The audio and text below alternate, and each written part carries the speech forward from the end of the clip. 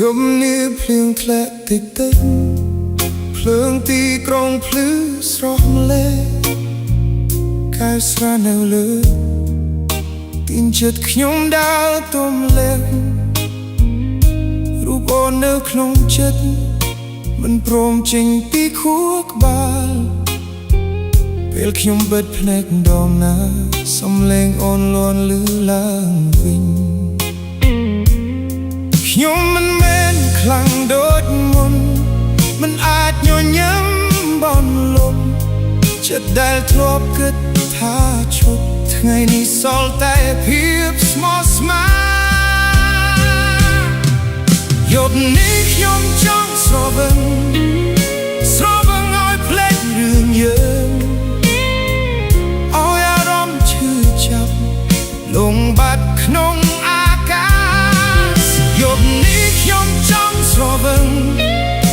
មិនចង់គិតពីអូនទៀតបើភ្លេចអូនមិនបាន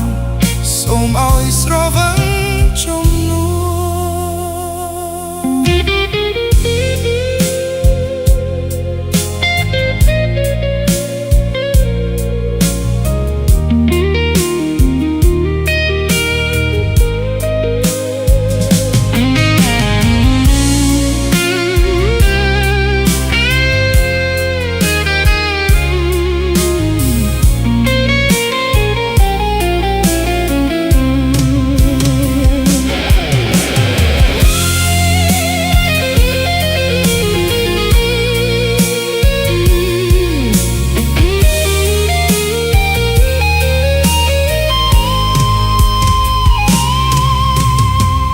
មិត្តភក្តិនិយាយ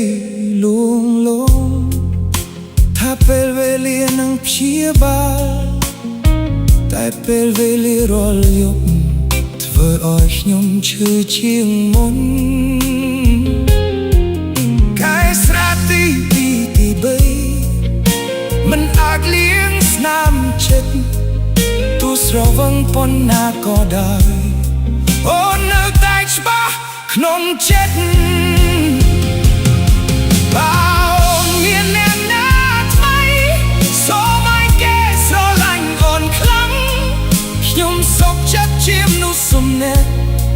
ដែលស្រវឹងក្នុងអាដីយប់នេះខ្ញុំចង់ស្រវឹងឲ្យភ្លេចស្នេហ៍ទូតព្រឹកស្អែកនឹងឈឺវិញក៏ខ្ញុំយល់ព្រមដែរយប់នេះខ្ញុំចង់ស្រវឹងជាមួយទឹកភ្នែកព្រោះមនុស្សដែលខ្ញុំស្រឡាញ់មិននៅក្បែរខ្ញុំទេ